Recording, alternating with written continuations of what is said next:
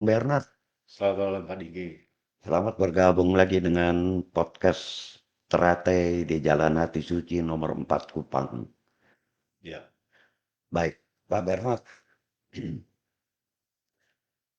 mungkin Pak Bernard bisa nanti kita akan ngomong dan topik tentang kasus Brigadir J yang lagi viral sekarang nih. Di mana-mana orang ngomong tentang Brigadir Yosua. Pertama-tama Pak Bernard mungkin bisa menjelaskan dulu tentang keluarga. Dari mana Pak Bernard berasal, untuk diketahui oleh para pirsawan yang sedang menonton siaran langsung ini. Silakan Pak Bernard. baik Pak Diki. Saya putra asli Sabu, Ya, lahir di Sabu, SD SMP di Sabu, SMA di Kupang, kemudian lanjutkan kuliah di Fakultas Hukum Undana. Setelah lulus S1, saya lanjutkan ke program S2 di Universitas Indonesia. Tidak lama setelah itu, kemudian saya lanjutkan ke program S3 di program Doktor Ilmu Hukum Universitas Diponegoro. ya, Eh, Istri saya orang Jawa, ya, anak-anak di Jawa udah bekerja semua. ya, Saya sebelumnya dosen Fakultas Hukum Undana Kupang dan sekarang mengajukan pensiun dini dan sudah keluar pensiun ya, dan ya. saya kemudian konsentrasi Pensiun untuk dini ya. mengajar, ya konsentrasi untuk mengajar di beberapa program pasca sarjana S2 dan S3 termasuk di Universitas eh, Surakarta, Hmm. Universitas 11 Maret Surakarta untuk program doktor ilmu kerja, dan di Universitas Muhammadiyah Solo untuk program doktor juga. Gitu Pak Diki. Oke, baik. Pak Bernard tanya ini udah tidak asing sebenarnya untuk masyarakat hukum di Kota Kupang. Bahkan sudah dalam skala nasional.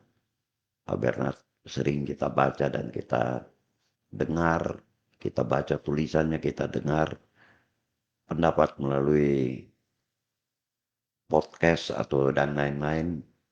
Pak Bernard ini seorang pakar hukum. Jadi selama Pak Bernard ini menjadi seorang pakar hukum, di mana-mana lagi Pak Bernard selain mengajar, apakah Pak Bernard pernah berhubungan juga dengan Mabes Polri atau pernah dengan Kejaksaan Agung dengan lain-lainnya? Ya, ya untuk keterangan ahli sebagai ahli Oh, keterangan ahli ya. memang dipanggil untuk memberi keterangan ahli baik di Mabes Polri, di Kejaksaan, di Pengadilan, bahkan di Mahkamah Konstitusi, Pak Niki. Ya, Jadi ya udah puluhan kali lah bertindak sebagai ahli untuk memberi keterangan ahli gitu, untuk berbagai kasus. kayak kasus ya. Kira-kira kasus yang agak terkenal yang pernah Pak dipanggil sebagai saksi ahli itu yang agak dikenal yang mungkin secara nasional itu di Ya, di Mahkamah Konstitusi ya, ya khusus untuk yang mungkin paling paling terkenal adalah kasus Pak Asir. Ketika, Basir ya. ketika dia mengajukan judicial review terhadap salah satu pasal di KUHP, saya diminta oleh Mahendra Data Ya, sebagai kuasa hukum dari Mbak Asir sebagai ahli. sebagai ahli ya. Kemudian mengenai oh, Guterres, Oh, Enrico, Enrico Guterres. Enrico ya, Enrico Enrico. Guterres, saya juga sebagai ahli waktu itu. Kemudian untuk judicial review beberapa undang-undang termasuk OJK, undang-undang OJK. Kemudian Ojek ya. Yang ya, yang paling akhir adalah ketika menjadi bertindak sebagai ahli dalam kasus Bupati Sabu karena Sabulai Jua ya. kewarganegaraan asing ya. Ya. Ya, Berarti cukup cukup banyak pengalaman Pak Bernard tanya ini di bidang hukum. Baik Pak Bernard, ini kita masuk aja Pak, jangan bertele-tele lah. Kita masuk tentang kasus Brigadir Yosua.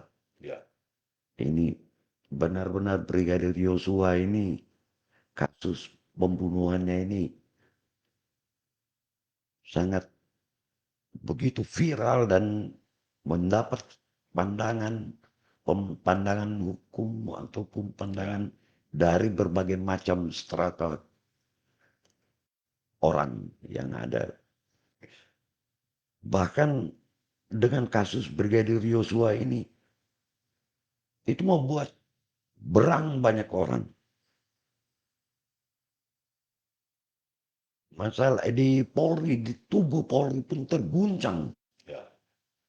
Yang terakhir itu saya baca, bahkan ada 83 orang baik itu Pati, Pati, Pamen maupun Pama sampai ke Bintara ya. itu diperiksa oleh Mabes Polri.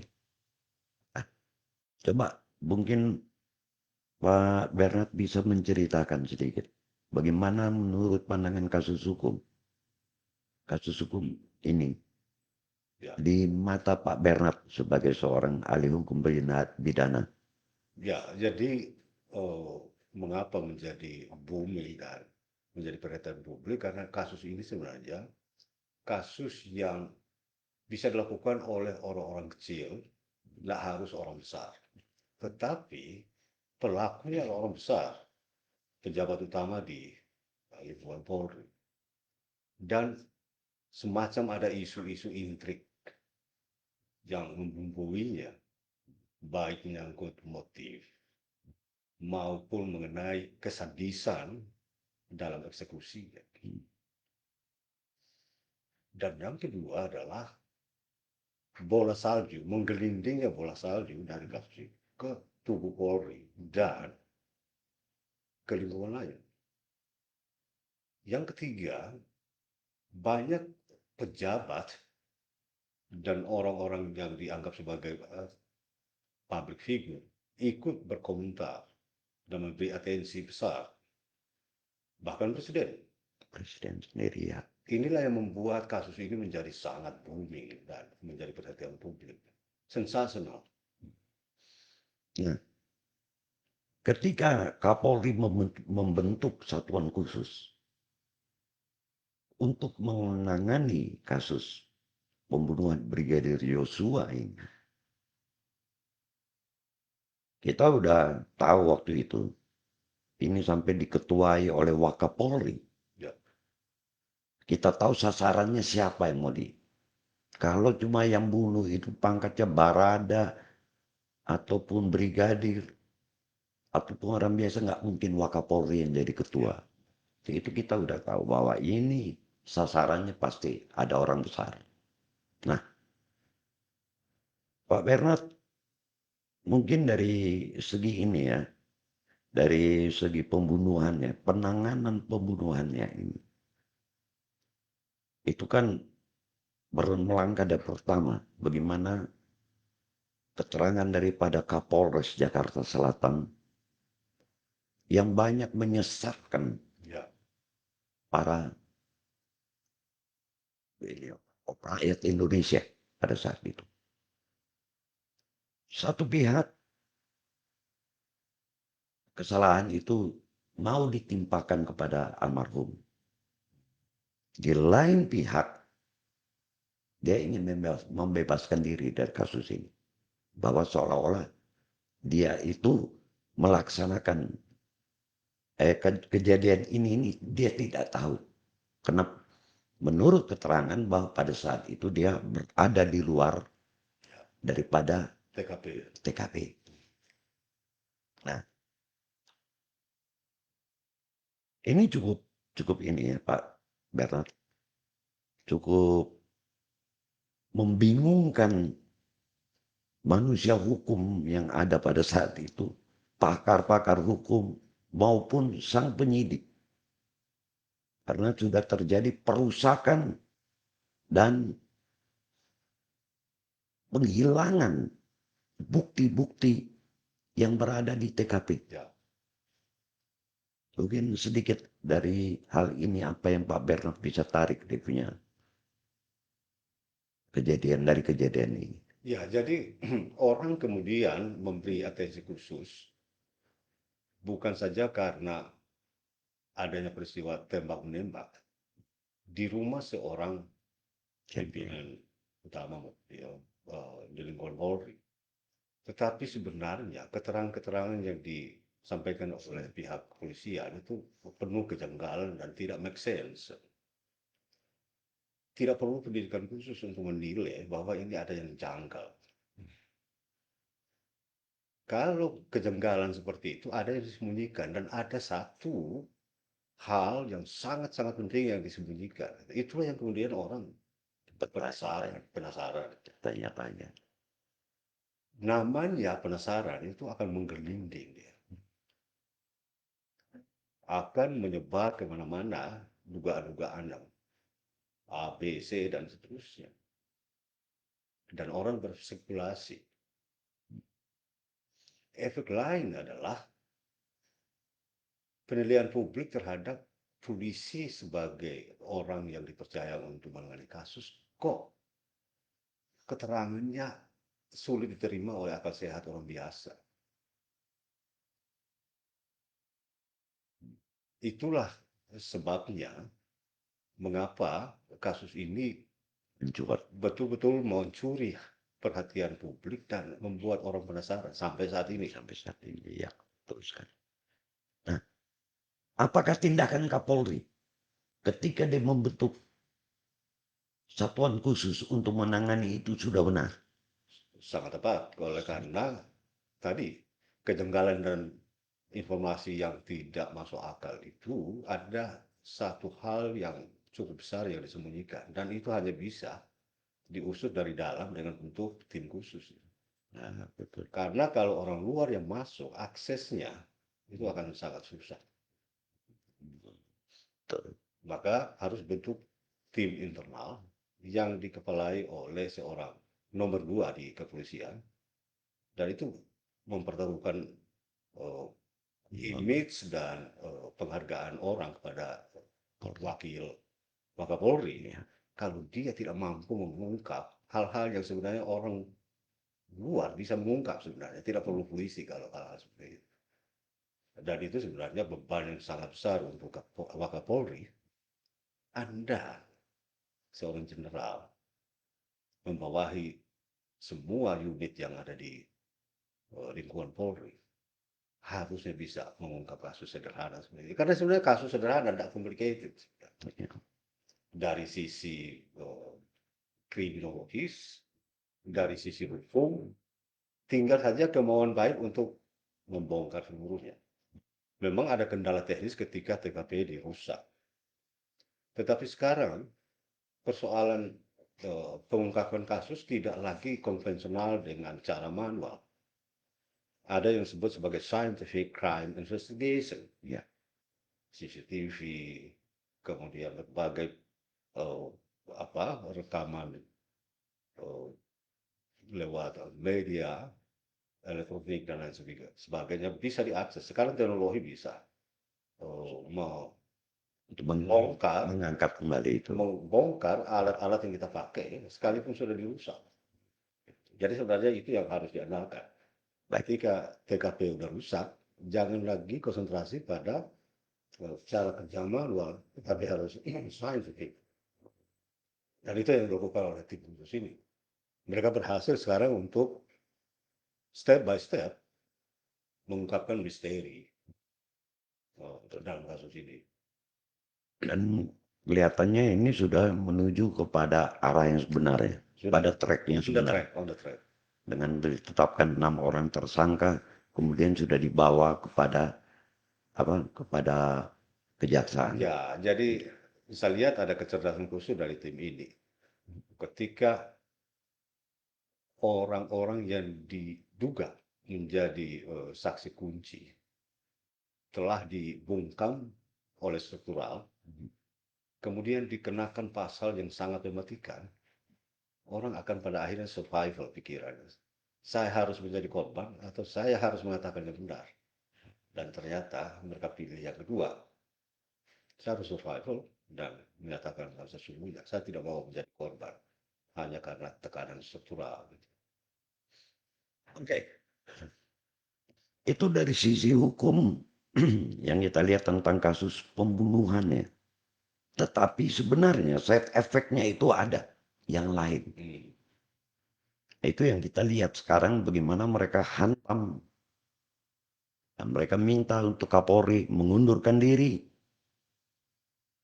Dan digantikan oleh Menko Polhukam yang memimpin Ya, penyidikan ini.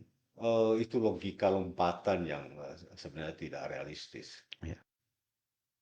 Kapolri harus bertanggung jawab pada eh, apa eh, apa lembaga Kepolisian. tim khusus ya, Ya. apa istilahnya, Ya.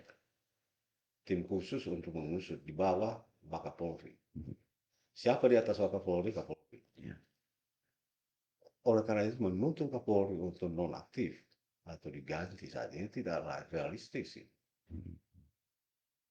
Siapa yang akan mengendalikan seluruh kerja tim khusus ini dan seluruh struktur yang ada di kepolisian sehingga tunduk pada pemeriksaan yang dilakukan oleh tim khusus. Kalau tidak, kalau Kapolri sekarang yang harus diganti gitu. Ya. Karena mengganti seorang Kapolri itu merubah seluruh struktur dan kebijakan. Nah, saya lihat bahwa Pak Kapolri ini memang sekarang terbeban dengan hanya kasus Brigadir Joshua. Karena kasus Brigadir Joshua ini sudah menimbulkan suatu image negatif terhadap Kepolisian Republik Indonesia. Di mana kasus ini sempat diputarbalikan dan baru dikembalikan lagi oleh tim itu kepada track yang sebenarnya. Tetapi sempat masyarakat itu sudah antipati. Sehingga muncullah permintaan-permintaan agar polisi tidak lagi independen, dia perlu di bawah kementerian, dia perlu di bawah ABRI lagi seperti dulu. Nah, ini adalah emosional masyarakat karena melihat kejadian ini. Tapi kalau menurut Pak Bernard sebagai seorang ahli hukum, Kepolisian Republik Indonesia ini apa perlu tetap di situ atau dia perlu di bawah suatu kementerian atau di bawah TNI? Dari sisi determinasi kerja, dia harusnya tetap pada posisi sekarang di bawah langsung presiden karena penegakan hukum. Ya. Kalau ditempatkan di bawah kementerian, determinasinya lebih lemah. Bisa dibayangkan Pak Niki, kalau presiden tidak memberi atensi khusus pada kasus ini, apa mungkin terbongkar karena ternyata melibatkan bintang-bintang. Kalau di bawah kementerian, saya tidak yakin Ya. ini akan terbongkar seperti sekarang. Justru karena di bawah presiden, presiden mengatakan buka saja seluruhnya. Perintah langsung. Kemudian tim khusus ini punya keberanian secara politik untuk menyatakan karena keinginan setingkat menteri belum tentu inline dengan keinginan seorang presiden. Betul. Oke. Baik, jadi Pak Bernard masih ini menginginkan untuk Polri tetap independen. Ya, karena begini Pak Niki, tiang sebuah negara itu adalah hukum. Ya. Begitu tiang itu bermasalah, apalagi rapuh, maka negara akan hancur. Karena ini lembaga penegak hukum harusnya di bawah top leader dari sebuah negara. Karena apa yang dikatakan oleh top leader itu jauh lebih kuat determinasinya Dibandingkan kalau dia di di bawah bawah. Betul, instansi lain. benar. Ya, memang di dalam kasus Brigadir J ini memang sudah membuat tanggapan masyarakat yang negatif terhadap kepolisian Republik Indonesia. Tetapi tadi kita baru dengar dalam RDP antara Kapolri dan jajarannya dengan Komisi 3. Kelihatan di situ bahwa hampir seluruh anggota Komisi 3 itu mendukung Kapolri dengan langkah-langkah penanganan yang dilakukannya dalam menangani kasus Brigadir J ini. Ya, ya. Brigadir J. Mungkin masyarakat bisa melihat sekarang bagaimana sebenarnya kasus ini adalah sebuah kasus yang biasa sebetulnya. Ya, Ya, kasus yang bisa dilakukan oleh siapa aja orang pinggir jalan bisa. bisa. Tetapi ternyata dilakukan oleh seorang yang terhormat dan punya posisi sangat strategis gitu. Nah, ini yang memunculkan sisi sensasinya sebenarnya. Ya. Nah, kita harapkan mungkin kan di dalam pertanyaan anggota-anggota Komisi 3, baik pada waktu RDP dengan Menko Polhukam maupun ketika dengan Kapolri, itu mereka menanyakan, ingin tahu apa sih motifnya, masa suatu kejadian bisa terjadi tanpa kita tahu motifnya. Tetapi itu yang disampaikan oleh Menko Polhukam, nanti itu akan dibuka semuanya pada saat di Sidang pengadilan. sidang pengadilan. Kalau menurut Pak, apa perlu dibuka sekarang kepada masyarakat atau nanti di pengadilan? Kalau itu dibuka sekarang, itu memang tidak terlalu urgent. Hanya untuk memuaskan keingintahuan masyarakat. Karena dari sisi hukum, di tingkat praadjudikasi atau tingkat penyidikan dan penuntutan, soal motif tidak terlalu penting. Yang dipentingkan adalah mengungkap kejadian pidananya, yaitu pembunuhan itu sendiri. Siapa pelakunya, siapa yang membantu, siapa yang turut serta, siapa yang melindungi, siapa yang melakukan obstruction of justice, dan lain sebagainya. Dan temuan-temuan yang mengejutkan ketika proses kasus ini disidik. Kemungkinan ditemukan ada kasus-kasus lain yang punya kaitan. Lalu disitulah kita bisa membaca, sudah bisa membaca motifnya. Tidak perlu diungkapkan sekarang. Karena soal motif itu bukan soal hukum pidana. Itu soal kriminologi. Mengapa orang melakukan tindak pidana? Itu pertanyaan kriminologi, bukan pertanyaan pidana. Yang jadi pertanyaan hukum pidana adalah apa yang sesungguhnya terjadi. Kalau kasus pembunuhan, betulkah ini pembunuhan atau penganiayaan? Siapakah pelakunya? Siapa pelakunya? Siapa-siapa saja yang turut serta, siapa yang membantu melakukan? Dan pasal apa yang harus diterapkan?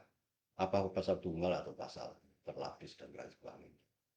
Apakah konkursus atau tidak? Apakah dalneming atau tidak? Itulah isu hukum pidana. Sedangkan soal motif, isu kriminologis. Mengapa orang melakukan tindak pidana tertentu? Dan isu kriminologis ini menjadi penting ketika sidang. Karena ini bagiannya hakim. Dalam alat bukti, dia masuk kategori petunjuk. Kategori petunjuk, alat bukti petunjuk itu adalah milik hakim. Bukan milik orang lain, hanya hakim. Ya. Oleh itu, kita bisa mengerti ketika Pak Mahfud menyatakan, udahlah, jangan terlalu konsentrasi pada motif. Dia hanya memenuhi keingintahuan publik. konsentrasi pada pengungkapan kasus pidananya, nanti soal motif akan terungkap dengan sendirinya ketika sidang. Karena hakim akan mengejar semua itu dalam rangka untuk menentukan hukuman seperti apa yang patut diberikan baik kepada aktor intelektualnya maupun kepada orang-orang yang turut melakukan atau yang disuruh melakukan atau yang membantu melakukan. Derajat hukumannya pasti berbeda. Ya, betul. Nah, itulah pentingnya motif Ya. dalam rangka untuk penjatuhan hukuman. Baik, Pak Bernard, ada satu lagi. Saya mau tanya. Ancaman hukuman yang diberikan kepada FS, Freddy Sambo,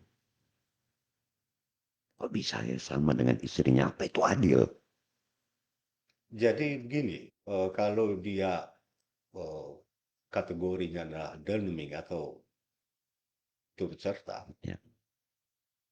itu maka semua yang golongan baik yang melakukan, menyuruh melakukan, yang turut serta melakukan sama derajatnya. Karena dianggap apa namanya unity of mind, ada kesatuan keinginan. Oh, jadi itu memang sudah kalau dari Konstruksi ya, sisi konstruksi. hukumnya, konstruksi hukumnya sudah memang sudah Ah, pas itu memang ya. kemudian nanti hakim akan menilai derajat yang sesungguhnya seperti apa. Sejauh mana Jadi ancamannya boleh sama, tetapi penjatuhan hukumannya itu akan diukur oleh hakim berdasarkan tadi niat jahatnya siapa yang paling dominan. besar. Ya, belum. Oke, oke, oke, oke. Mengerti kita sekarang. Nah, Pak Bernard, kita keluar sedikit dari hukum. Bisa ya Pak Bernard? Boleh, boleh. Apa Pak Bernard membaca ke tidak, melihat atau tidak bahwa di tubuh Polri sendiri ada terjadi perpecahan? Sudah kelihatan, Sudah kelihatannya. sudah kelihatan ketika begitu banyak orang yang diseret dalam kasus ini dan kemudian kita sederhanakan, oh ini kubu yang membela si terduga pelaku. Kita belum bisa mengatakan bahwa FS adalah pelaku. Karena itu putusan pengadilan kalau kita katakan dia pelaku. Positif pelaku berdasarkan alat-alat bukti yang cukup. Minimal 2 alat bukti. Sebelum ditentukan oleh pengadilan bahwa dia adalah pelaku, maka kita harus mengatakan dia terduga pelaku. 80 sekian yang disebut oleh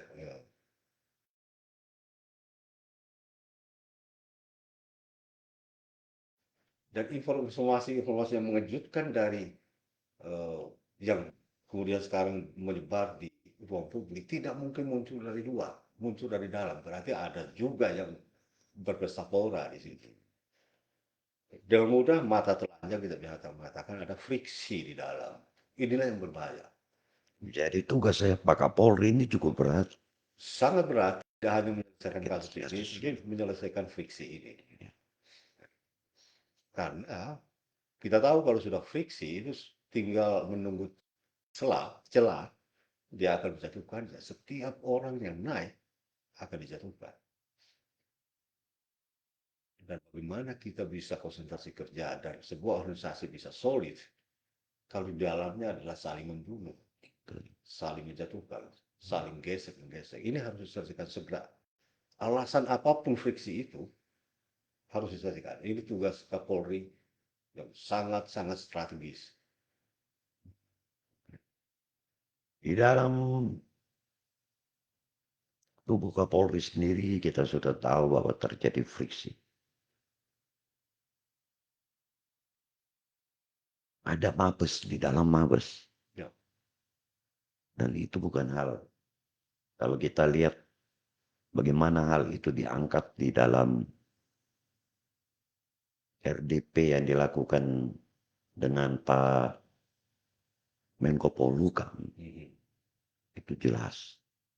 Ada beberapa bahkan bahwa itu ada kerajaan di dalam tubuh Polri. yang notabene ikut mensetir Ya, dan mempunyai kebijakan untuk lebih dari Kapolri. Nah ini memang tugas kedua. Setelah Pak Kapolri, berani nggak Pak Kapolri? Setelah kasus ini terbuka semuanya, menuju ke hukum dengan tindakan hukum, dia masuk kepada hal ini. ya, itu harus dilakukan karena ini sudah terlanjur menjadi perhatian publik dan tidak ada bentahan yang cukup memuaskan dari pihak internal Polri dari isu-isu ini. Kalau kemudian ini diabaikan, publik akan marah betul. Oleh karena itu mau tidak mau, pihak kepolisian harus menangani ini. Bentuk lagi lah tim khusus lain untuk case itu. Jadi tidak perlu ini outsource, ini satuan khusus yang dibentuk Kapolri sekarang untuk Khusus untuk pembunuhan, pembunuhan ya. yang untuk isu-isu lain bentuk Silakan lain. bentuk satuan Kalau tugas lain. memang ada bukti-bukti pembunuhan yang cukup meyakinkan. Jadi kita harus bisa bedakan apakah ini rumors atau bukti. Kalau memang kemudian ini bukti, usut dengan bentuk tim khusus. Karena rakyat sudah Ini tahu. kemudian ini cara untuk memulihkan citra Polri. Bahwa Polri tidak mau menyembunyikan satu hal. Dia menangani secara serius apapun yang muncul. Keseriusan itu pun ditunjukkan oleh adanya tim khusus. Nah, kita sudah cukup percaya dengan tim khusus yang menangani kasus pembunuhan. Kalau muncul tim khusus lain itu kepercayaan sama kita harapkan juga. Mereka dapat bekerja dengan baik. Dengan demikian, publik akan percaya pada institusi Polri untuk mengembalikan. Ya, nah, cuma memang ada persoalan yang cukup serius juga. Mengingat secara potensial ya, kalau kasus-kasus itu diungkap, mungkin lebih dari 70% pejabat-pejabat baik dari parti menengah maupun pertama, kemungkinan itu terseret. Kalau itu yang terjadi, maka institusi Polri kolaps. Disitulah kemudian kita dihadapkan pada apa yang disebut necessary evil. Jahat, tapi apa berbuat. Atau jahat yang dibutuhkan. Tindakan yang keras yang dibutuhkan untuk memulihkan. Kalau kita konsisten mau membongkar seluruhnya, maka risikonya institusi Polri kolaps. Oleh karena itu dibutuhkan kebijakan strategis yang sangat brilian untuk pada titik mana kita harus lakukan pada momen ini. Tidak harus pada momen ini semuanya digusur. Karena berisiko pada institusi. Kita harus katakanlah boleh melangkah pada 40%. 60-nya setelah 40 ini sudah terisi bagus, baru kita lanjutkan. Jadi tidak berhenti di sini. Ya. Ini cara pemulihan supaya publik bisa percaya pada itu. Jadi pembersihannya bertahap. Tidak boleh dalam satu langkah, dalam satu momen. Karena itu akan berisiko oleh institusi. Dan mencari jabatan-jabatan tertentu atau pejabat-pejabat tertentu itu bukan pekerjaan mudah. Ya. Nah itu sekian dia untuk menjadi seorang pati itu minimal dia sudah 25 tahun masa kerja atau 30 tahun masa kerja baru dia bisa masuk pati. Tidak gampang. Nah ini memang yang disebut dilematis ya. Tetapi karena dengan Pak Bernard menyarankan untuk dilakukan secara bertahap. Jadi begini, secara filosofis, ketika kita dihadapkan pada case yang disebut sebagai jahat apa perbuat atau keburukan yang diperlukan, maka solusi yang paling baik adalah menempuh langkah yang resikonya paling kecil. Ini kata kunci. Resiko yang paling kecil ini apakah harus usut dalam satu masa semuanya digusur atau kita pilih yang bertahap. Jadi dalam hidup ini setan itu ada. Tapi apakah kita akan memilih jalan setan yang besar atau jalan setan yang kecil? Itu sudah. Menarik, menarik sekali. Jadi Pak Bernard memang set efek daripada kasus Brigadir Joshua ini yang lebih besar lagi. Ini Jauh adalah lebih besar. bagi Kapolri yang lebih besar Sangat. karena itu internal. Dan menjadi pengetahuan umum ya. Ya, sudah Isu 303 dan lain sebagainya itu adalah pengetahuan umum dan ya, dialami oleh semua orang. Cuma ya, orang tidak punya bukti ya. mengenai itu.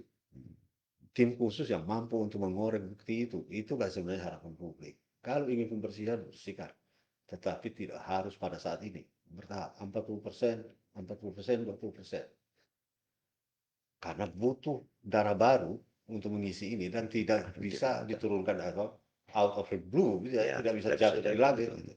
Dia by proses pengkaderan dan lain sebagainya. Bagi saya ini kita butuh hikmat dan bijaksana ya. Pasal apa? Sila keempat. Ya, Sila tentang negara. Semua orang yang terlibat dalam jabatan negara harus berhikmat dan bijaksana. itu sila keempat Pancasila ya. Nah, kita jadi saran Pak Bernard itu bahwa satuan khusus yang sudah ada itu dia konsisten untuk Betul. menangani masalah Pembunuhan. pembunuhan Ya, dan mengembalikan nama baik. betul. Kemudian di Temuan-temuan kasus lain, kasus lain itu di tim khusus lain lagi. tim khusus lain. Satuan tugas lain lagi. Tetapi tidak boleh satu kaligus. Jadi ada Mas Singarindun, dosen antropologi di Universitas Gajah Mada. Dia bagus sekali, dia memberi semacam apa ya wacana yang sangat baik. Dilema antara oh, kultur Barat dan kultur Timur soal penggunaan kondom. Andai kan ada peraturan atau undang-undang di Indonesia menganjurkan supaya anak-anak kita kalau keluar harus pakai kondom, harus bawa kondom. Kira-kira reaksinya apa? Pasti heboh itu rame Betul. ya. Di Barat itu justru dianjurkan. Di mana-mana Malah ada. orang tuanya pasti mengingatkan anak-anaknya, kamu mau keluar, sudah bawa kondom atau tidak? Inilah yang saya katakan tadi. Lebih bagus membawa kondom dengan resiko tidak ada anak haram. Ya. Kita melarang kondom tapi muncul anak-anak haram. Ya. Dan nasib anak-anak ini seperti apa? Ini yang disebut setan besar. Kita memilih yang mana? Setan kecil yang jalan kondom atau setan besar yang tanpa kondom? Ya. Ya. Dilema yang sama sebenarnya dilakukan Dengan kejadian ini ya. Itu yang disebut the lesser evil. Risiko yang begitu harus diambil. Baik, Pak Bernard, ini kita sudah cukup banyak kita ngomong ini. Tapi memang yang kita harapkan itu melalui percakapan kita omong-omong ini, masyarakat di Kota Kupang ataupun di luar sekalipun yang menonton itu akan terbuka. Saran saya nunggu saja sampai sidang pengadilan Sidang soal motif. motif ya. Jangan nuntut sekarang. Ya, oke. Biarkan tim bekerja dengan menggali fakta soal pembunuhan itu. Karena itu sebenarnya materi pidana. Soal motif, saya katakan tadi, itu materi kriminologis. Itu ada hak Dan daripada Pak Hakim. dia tergolong sebagai alat bukti petunjuk yang hanya dimiliki oleh hakim, bukan oleh polisi, bukan oleh jaksa. Jadi jangan bebani polisi, jangan bebani jaksa dengan motif. Biarkan hakim akan mengungkap sendiri ketika persidangan. Kemudian yang kedua, setelah Satuan Khusus Penanganan Pembunuhan ini silakan Pak Kapolri sebaiknya membentuk Ya, satuan khusus lain untuk untuk hal mengusut ya yang bisa saja. lain-lainnya, Kalau ada bukti permulaan lain yang yang cukup. cukup. Kalau rumor harus katakan ini rumor, tunjukkan. Ada yang disebut sebagai burden of proof, pembuktian terbalik. Silakan polisi membuktikan terbalik bahwa polisi bersih dari 303. Bersih dari Bersih dari obat-obat, macam-macam. Oh ya, obat-obatan. itu baru orang terima. Jadi kewajiban polisi sekarang kalau Anda katakan tidak ada bukti yang cukup,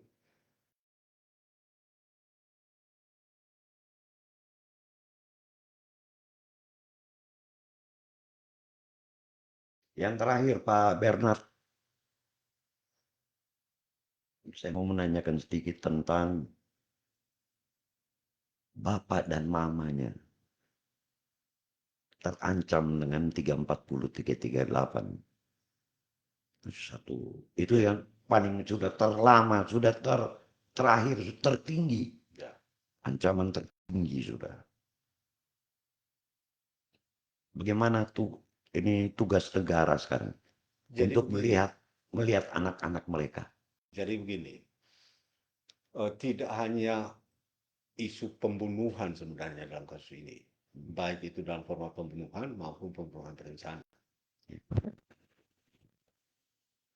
Karena informasi lain yang muncul, ini juga harus diklarifikasi bahwa ada tanda-tanda penyiksaan. Dalam format hukum, tanda-tanda penyiksaan itu adalah penganiayaan yang menyebabkan kematian. Jadi kita butuh hasil akhir dari tim khusus ini atau satuan tugas ini yang sesungguhnya terjadi apakah pembunuhan berencana atau penganiayaan yang menyebabkan orang meninggal. Ya, ya, ya. Ini harus segera diklarifikasi. Jadi secara hukum betul-betul ini ditunggu-tunggu gitu.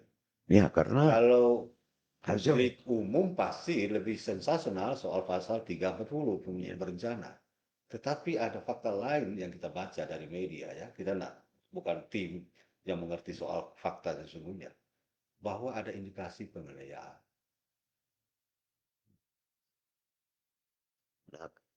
hasil penganiayaan ini kalau setelah Jadi dari penganiayaan ada penganiayaan ringan, penganiayaan berat, penganiayaan yang menyebabkan kematian.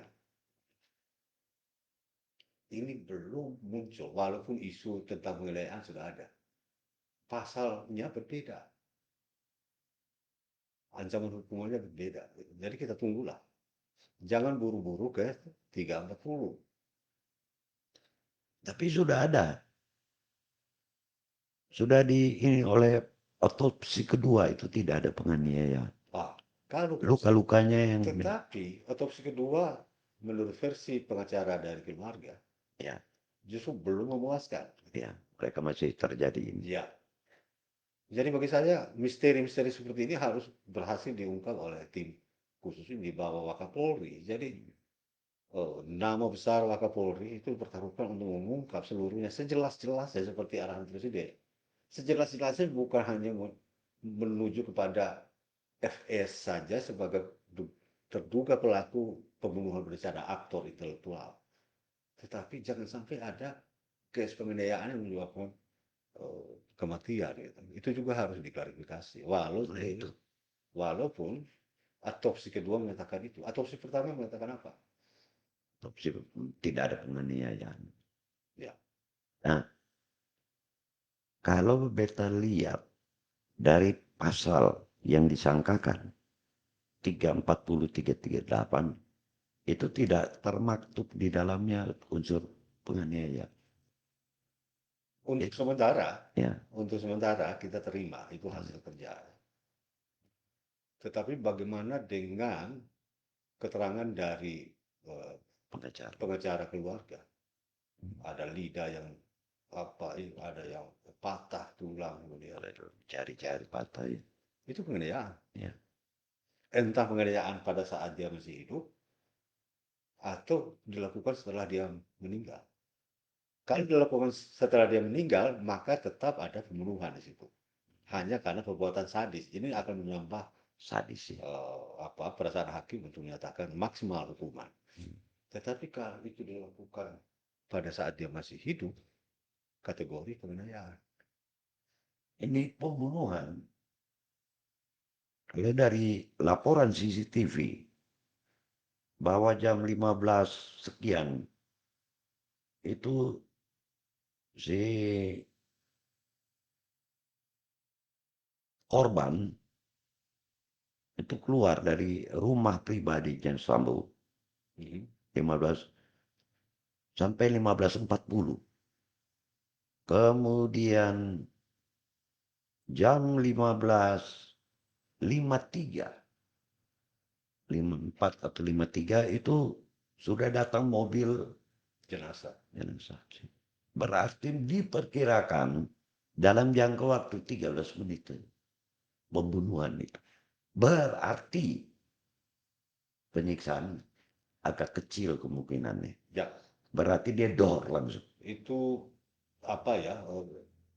Simpulan logis kita sebagai orang outsider. Ya, ya, ya. Jadi kalau sudah soal teknis-teknis penyidikan, alangkah baiknya kita jangan bahas. Siap. Ya, ya, ya, ya. Karena akan misleading. Nah, nanti kayak Pak Mahfud lagi mengomentari fakta-fakta sebelum tim menyatakan ya itu tidak boleh. Ya. Sebab itu mengarahkan atau Pasti dibaca mengarahkan kerjanya tim penyidik. penyidik. Betul, betul. Dan itu akan misleading juga. Jadi tidak dibuka sejelas-jelasnya seperti arahan presiden. Karena sudah ada arahan dari walaupun tidak secara langsung, tapi bisa dibaca sebagai arahan tidak langsung. Karena dia membawahi eh, berbagai badan dan kementerian yang terkait dengan hukum dan politik. Maka kita harus hindari juga supaya jangan menambah riuh dan kegaduhan di publik tentang dugaan-dugaan ini. Karena penganiayaan pun bisa dalam waktu yang sangat singkat dan membuat orang mati. Ya, oke. Kita lari dari situ. Ya, Itu yang tadi kita kembali lagi. Apakah adil suami istri dijatuhi atau diancam dengan hukuman 340, 338? Mereka ini punya anak. Ya. Itu nanti memang itu haknya hakim ya. tetap penting itu Pak Pak Niki mengenai isu eh, orang tua yang tersangkut kasus dengan anak yang masih di bawah umur yang butuh perlatar. Karena begini, kita punya undang-undang perlindungan anak. Ya, Dalam undang-undang perlindungan anak, anak itu ditempatkan begitu tinggi dan begitu berharga. ya,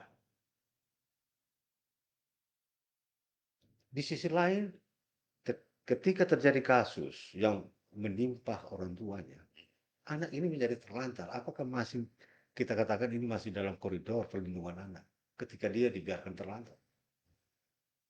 Apa ini akan diambil alih oleh negara dan sama kasih sayangnya dengan yang dilakukan oleh orang tuanya? Ini jadi soal sebenarnya. Jadi dilema penegakan hukum pidana menyangkut nasib anak-anak ini tidak boleh lagi hitam putih. Ini hard cases, kasus-kasus rumit yang melibatkan sisi-sisi non hukum ansih, ya. sisi moral, sisi uh, apa tanggung jawab terhadap anak, hak anak dan lain sebagainya. Apalagi masih ada 1 tahun. Ya. Undang-undang perlindungan anak mewajibkan secara absolut anak ini tidak boleh sedikit pun diabaikan. Bahkan di luar negeri, kita salah memperlakukan anak atau membawa anak dengan mobil ataupun dengan sepeda motor, malah kita yang masuk penjara hanya karena perlindungan terhadap anak. Nah, sekarang orang tuanya kena kasus, anak yang masih seusia ini seperti apa dari sisi perlindungan? Nah, ini yang harus dipertimbangkan oleh hakim. Kalau dia kemudian ikut ibu dalam kurungan, ini tidak sehat untuk anak, melanggar undang-undang perlindungan anak juga. Karena prinsip dasar, asas dasar dalam undang-undang perlindungan anak adalah do the best for the child. Lakukan yang terbaik untuk anak. Apalagi di bawah umur. Ya, 1 tahun.